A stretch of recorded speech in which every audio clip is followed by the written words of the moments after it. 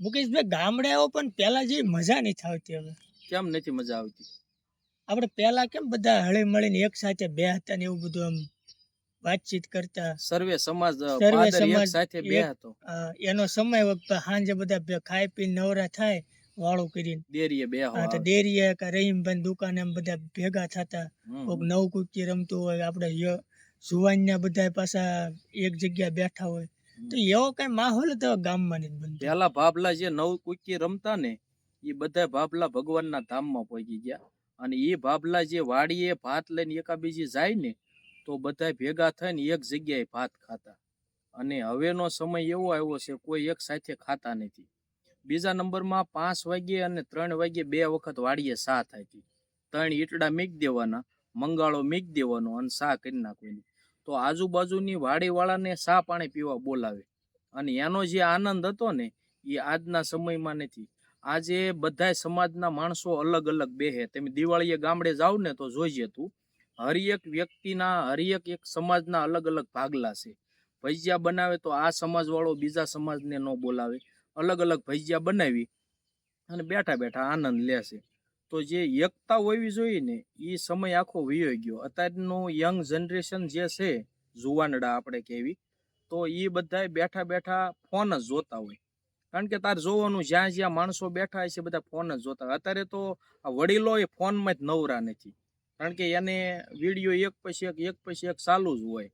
એટલે જે આપણી એકતા હતી ને એનું ખંડન થઈ ગયું છે. એકતા હોવી જોઈએ.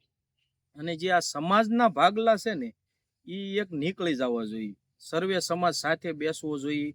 સ્નેહ મિલન ગામડે થાય તો સાથે થવું જોઈએ. જે આજથી 10-20 વર્ષ પહેલા જાવ તો બધા સાથે મીટિંગો કરતા, બેહતા, ઉઠતા, સાથે જમતા, પ્રોગ્રામ કરતા. અત્યારે અલગ અલગ સમાજના સ્નેહ મિલન થઈ ગયા. આ સમાજનું, આ સમાજનું, ફલાણા સમાજનું, ઢીકડા સમાજનું. એટલે પારિવારિક પ્રશ્ન બની ગયો. જે આપણે ભારતના નાગરિક છીએ ને એ વિચાર માણસના મગજમાં જ નીકળી ગયો. અને એ આપણા પૂર્વજો હતા કે નહીં એનામાં એ હતું જ્ઞાન. અને અત્યારે થોડાક ટેકનોલોજીના દીકરા થાય છે પણ વિકાસ આખો અટકી ગયો છે. જે ભાઈનો પ્રેમ હોય, ગામના બધા સમાજનો જે લાગણી પ્રેમ હોય, લગ્ન પ્રસંગમાં સપોર્ટ કરતા, લગ્ન પ્રસંગમાં હેલ્પ કરતા, આ બધી વસ્તુ મગજમાં જ નીકળી ગઈ. પોતાનો સ્વાર્થ સિવાયનો કોઈ પ્રશ્ન અત્યારે ગામડે રહ્યો નથી. એટલા માટે તું કહે છો ને એના માટે તું ગામડે ગયો છો તો બધાને સાથે બેહાર અને આવી બધી ચર્ચા કર. સમજો તું કાલે એમ કહેતો હતો કે સરપંચનું ફોર્મ ભરવું છે. સરપંચનું ફોર્મ ભરવા કરતા એકતા બનાવીને અને બધાને સાથે બેહારીને ભજીયા ખવડાવીને જે કપાનો હિસાબ આવે એનાથી એક સારી વસ્તુ નથી. આપણે સરપંચ ન બની કાંઈ નહીં, પણ ગામની એકતા ક્યાં બને છે, ગામનું સંગઠન ક્યાં બને છે, સર્વે સમાજનું સંગઠન ક્યાં બને છે, એ આગળ વિચારવાનું. બરોબર ને? એ વાત તમારી મને 100% ગમી.